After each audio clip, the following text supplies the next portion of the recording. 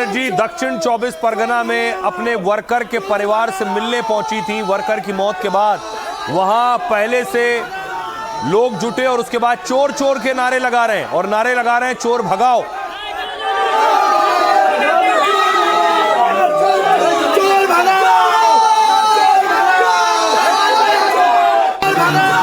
और उसके बाद देखिए जरा, ममता बनर्जी की गाड़ी पर अटैक हुआ।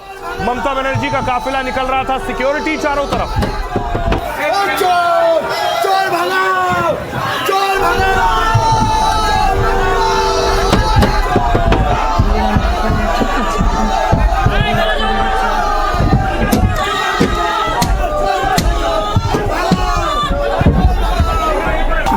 লোকেশনটা দেখতে পাচ্ছি, দেখতে পাচ্ছি, দেখতে পাচ্ছি।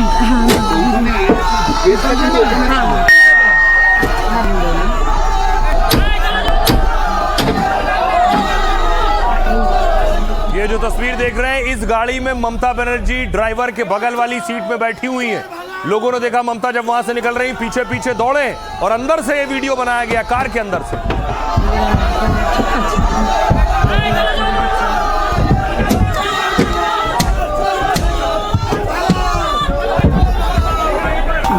লোকেশনটা দেখতে পাচ্ছি, দেখতে পাচ্ছি, দেখতে পাচ্ছি।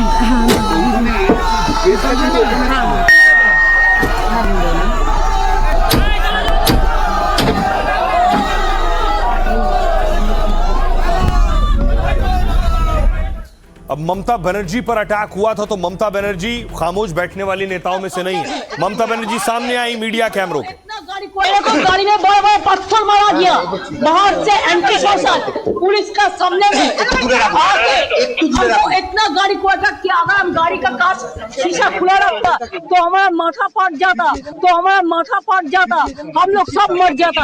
ऐसा पुलिस का सामने में हुआ, हम कभी ऐसा हमला नहीं देखा। क्या कर रहे हैं? इतना पुलिस बीजेपी को प्रोटेक्शन दे रहा है। गाड़ी में ममता बनर्जी कह रही इतना बड़ा बड़ा पत्थर मारा गया, माथा फट जाता। अब देखिए हुआ क्या, कुछ ये स्थिति थी। बंगाल की पूर्व सीएम ममता बनर्जी के काफिले पर हमला हुआ।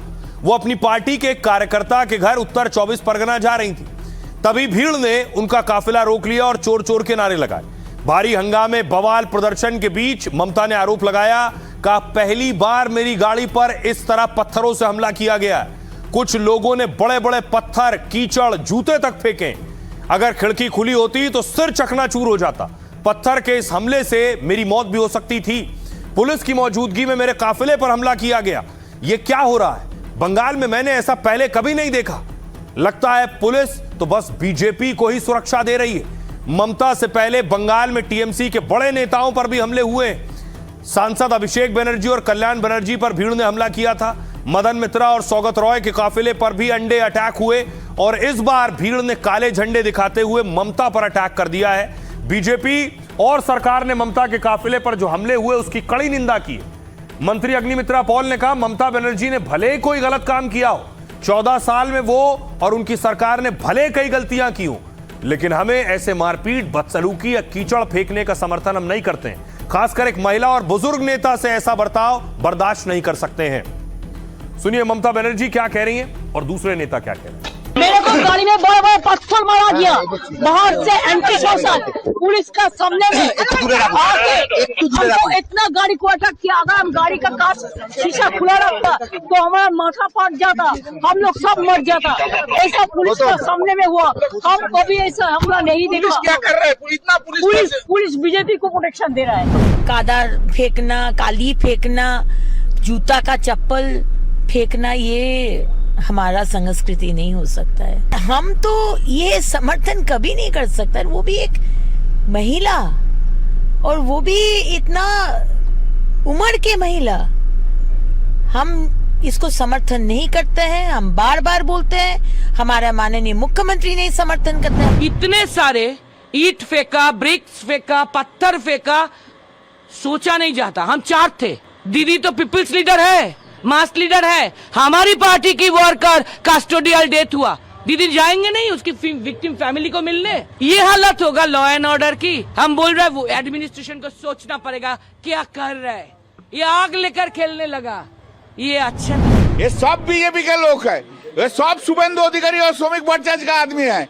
वो बाहर में एक बोलता है करता है, और ये लोग बड़ा प्लेयर है, बहुत बड़ा प्लेयर है, कैसे करेगा वो प्लेयर का अभी दिखा देता है, बहुत बड़ा प्लेयर है।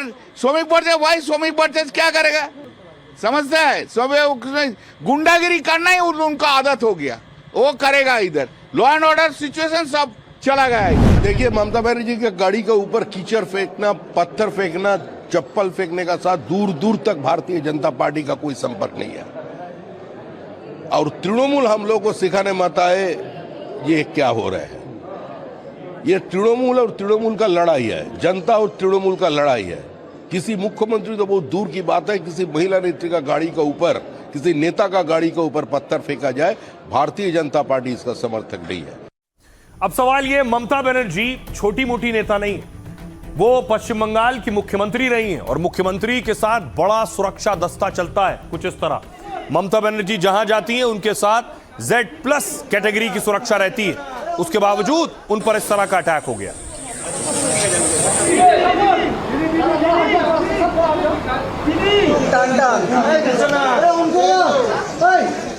आइए आपको बताऊं कि कैसा है ममता बनर्जी का सुरक्षा दस्ता।